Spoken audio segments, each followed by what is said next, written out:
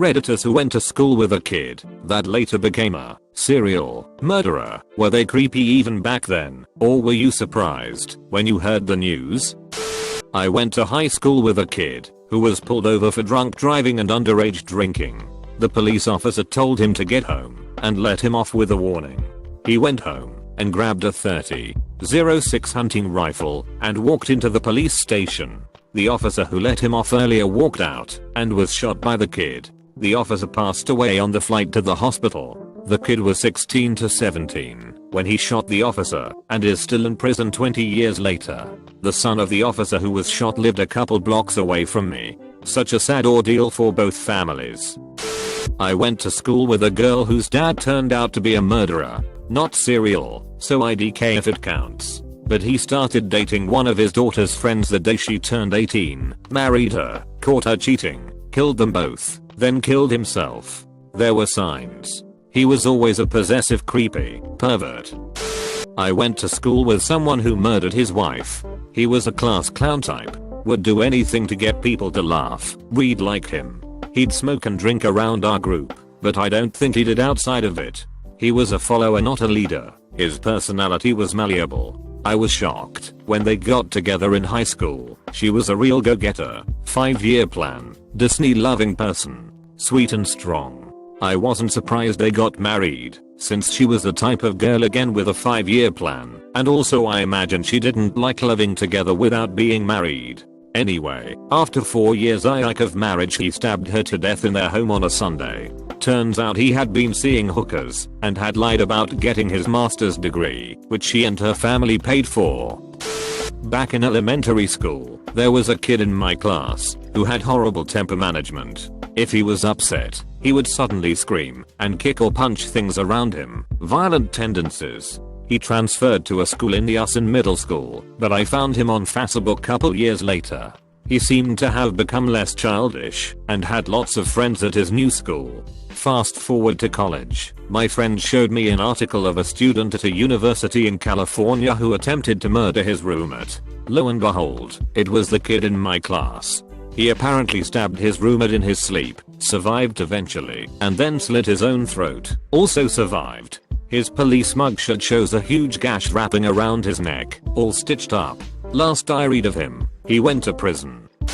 I lived next door to this kid who seemed completely normal. We played together all the time. His family was a bit religious and mine wasn't, but as a kid I didn't notice anything odd. We grew apart in high school. A few years after high school he met an older woman, late 30s when he was early 20s, and moved in with her and her 2 daughters, who were like 8 and 10. She came home from work and found that he'd stabbed them both to death and hung himself in the woods behind her home. Still fucks with me.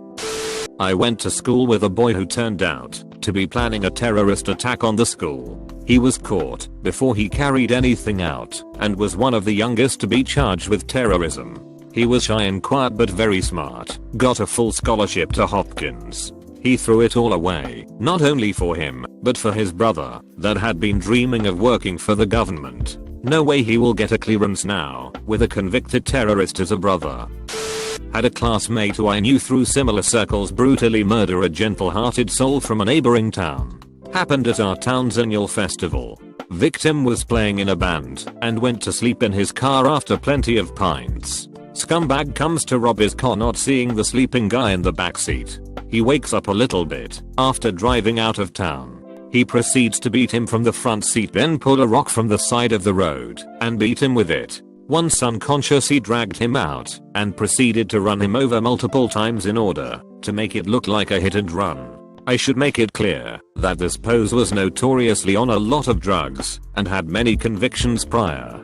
He left him on the road and drove the stolen car to friend's house. His said friend called the police after he went to sleep and the police arrived. They arrived, saw the car and Pose asleep on couch covered in blood. He made a run for it while in custody twice. Poor policing. First, as he left friend's house he darted from the marper field. Second, while in police station asked for a smoke/fresh air after confession. Darted again and got about 400 meters down cross streets in a small town. He got life, but I wouldn't be surprised that he'll get out in 15 to 17 if he keeps his nose clean. But here's to wishing it's broken daily. I went to school with Susan Smith, who drowned her 3 kids in South Carolina. She was always normal, didn't seem like the type to do something like that. I went to school and hung around a girl that murdered her baby. To sum it up, she had a baby in high school. That kid was taken away around 8 months due to brain damage from abuse. She got pregnant after that, like she was a tiny girl, and was clearly pregnant, and kept denying it. Her and her boyfriend had no intentions on raising this baby, and planned to murder it. Baby was born, they stabbed it in the heart, and burned the body.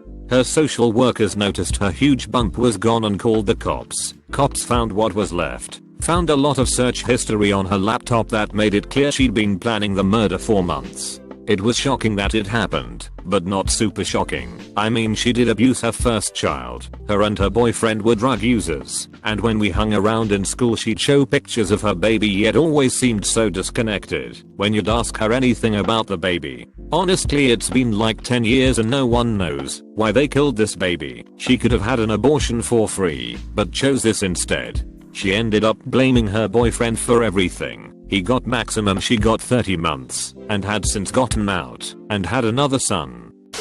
There was this kid that would get bullied regularly in high school. He was silent, a bit weird, wouldn't really talk much, even if you did try to converse with him. Then one day he snapped, stabbing his parents before school, killing his father, and stabbing his mother numerous times. Survived. She managed to call the police. They picked him up on the bus on his way to school, and found on him a knife and list of all the people he was planning kill in school. Sydney, Australia, Oak Hill High School.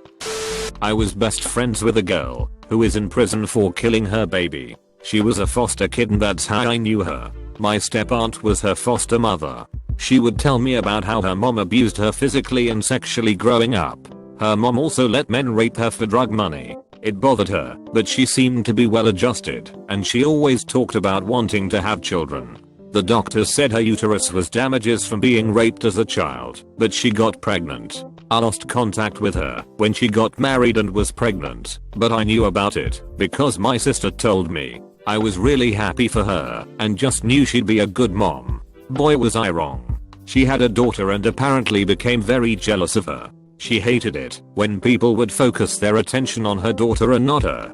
Her husband decided that he was going to divorce her and they separated. They had joint custody, so on a weekend that he was supposed to have the baby, she brought her to him. The baby was lethargic, her eyes were shaking, he couldn't get the baby to respond to anything. Then she started having seizures. He rushed the baby to the hospital where she died. They did a scan on her brain, and it was pretty much soup. The mom was angry about the separation and shook her. This girl was in child development class with me when our teacher was showing us what a baby's brain looks like after shaking baby syndrome. I had to leave the class because it was so horrific. She was sitting next to me when we saw it. I just couldn't believe. I couldn't sleep for weeks knowing that this person I once loved and considered an unofficial sister could do something like that. My step-aunt who fostered her and gave her a chance was hysterical. It was just all around awful. There was a guy in my class who tried robbing a fast food chain restaurant. He used to work there, and the girl he stabbed was a manager that he had clashes with in the past. Stabbed her as he was trying to force his way in, got the money, and before walking out, turned around and stabbed her up to a total of 8 times. I remember him being a bit of a punk, but not murdering kind of punk.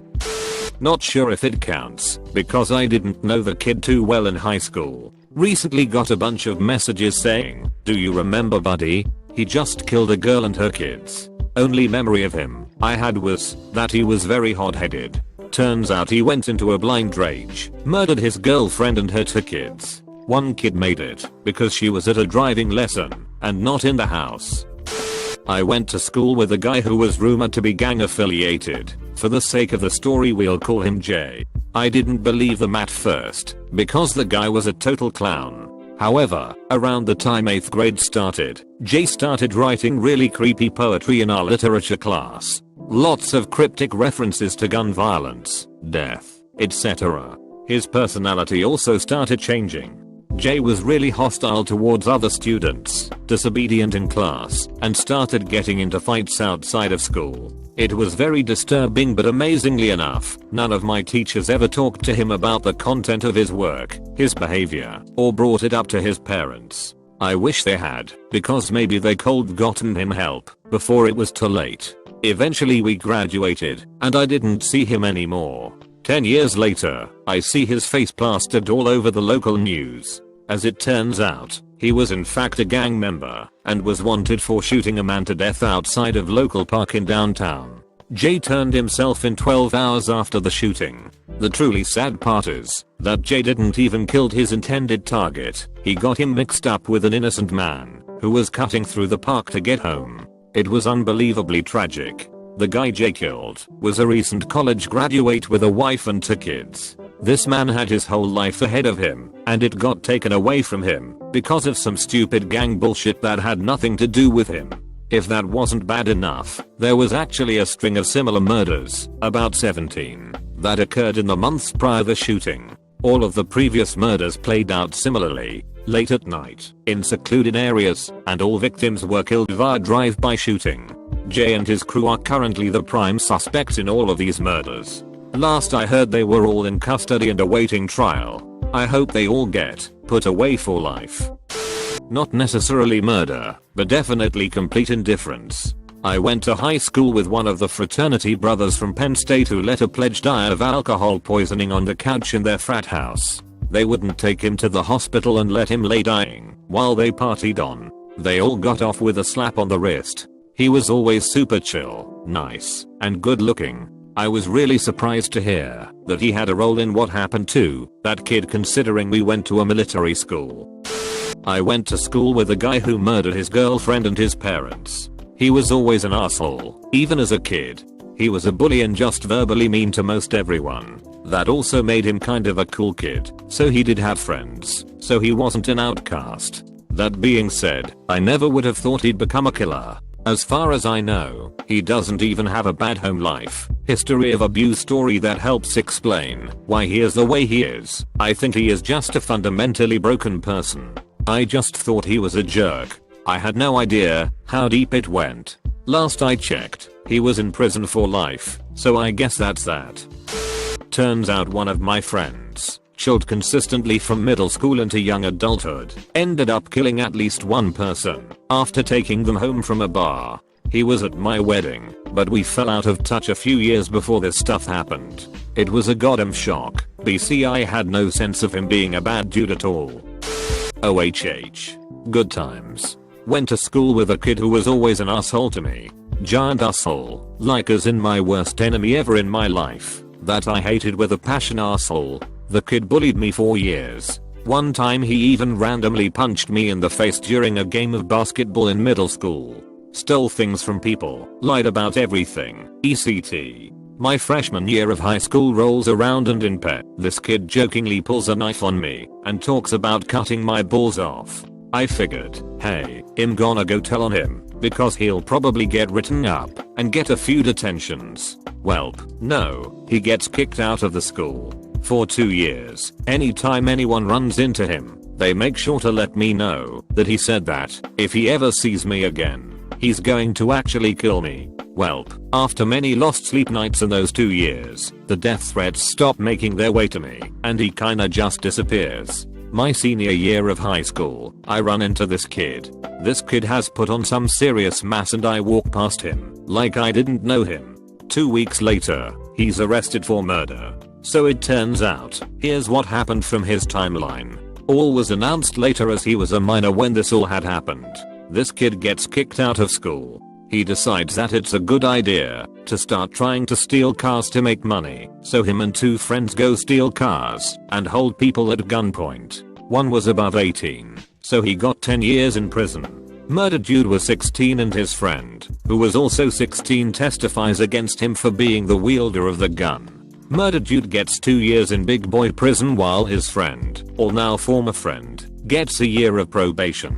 While this kid is in prison, he tells everyone that he is going to murder his former friend. Well, less than a week out of prison, the time frame that I saw him, he murders the kid by stabbing him 26 times. pulls the kid's teeth out of his dead body to hide dental records, and puts the dead body in a blanket and sets it on fire in the middle of the woods. Then texts his new buddy to let him know that the murder was finished. Welp, police caught him right away, as he told everyone that he was going to commit a murder, and he had text messages proving his guilt, so he is now serving a life sentence without the possibility of parole.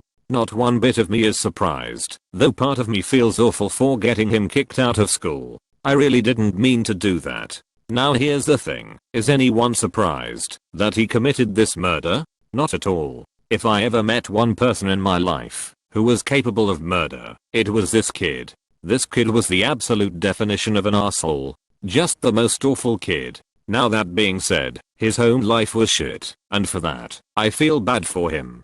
To be fair though, him going to prison for life was the most mentally relieving thing to ever happen to me.